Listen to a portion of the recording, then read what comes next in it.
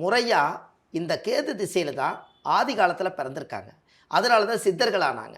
சித்தர்கள் ஆகிறதுக்கு என்ன ஐதீகம்னா, ஆன்மீகத்தை கடைப்பிடிச்சு இந்த உலக மக்கள் நலனுக்காக ஏதாவது ஒரு நல்ல விஷயத்தை செய்யணுங்கிறதுக்காகத்தான் இந்த ஆன்மீக நட்சத்திரத்திலேயே முதல் நட்சத்திரம் அசுபனி. இந்த அசுபனி நட்சத்திரம் அசுத்தாமன் பிறந்த நட்சத்திரம். இந்த அசுத்தாமன் பிறந்த நட்சத்திரங்கிறது உங்கள் வாழ்க்கையில் எங்கே இருக்குது அப்படின்னு கேட்டிங்கன்னா, ஜாதகத்தில் அந்த வீட்டில் பாருங்கள், மேச ராசியில் தான் பிறந்திருப்பாங்க. முதல்ல இவங்களோட வீடு பார்த்திங்கன்னா எப்படி இருக்குன்னா, அசுவதி நட்சத்திரம் மேசராசிக்கார் வீடு பார்த்திங்கன்னா, ஒரு சராசரியாக ஒரு கிராமத்தில் வாழ்ந்தாங்கன்னா, இந்த வீடு பள்ளமாக இருக்கும், இல்லை ரோட்டுக்கு பள்ளம், இல்லாட்டி வீட்டுக்கு பள்ளமாக இருக்கும். ரெண்டாவது, அவங்களோட வீட்டில் பார்த்திங்கன்னா அசுவதி நட்சத்திரக்கார வீட்டில் சித்தர்களுடைய படங்கள் இருக்கும்.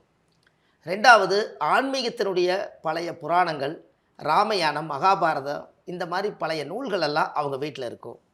ரெண்டாவது, அசுவதி நட்சத்திரத்தில் பிறந்துக்கிறவங்க பிறக்கும்போதே கேது திசையில் அவர் பிறந்திருப்பார். அவர் பிறந்து தலையெடுத்து ஆன்மீகத்துக்குள்ளே போனதுக்கப்புறம் தான் அந்த குடும்பமே ஒரு மாற்றத்துக்கு வரும். அப்போ தெய்வத்தினுடைய சப்போர்ட்டு, அனுகிரகம் எல்லாமே அசுவதி நட்சத்திரக்காரர்களுக்கு உண்டு.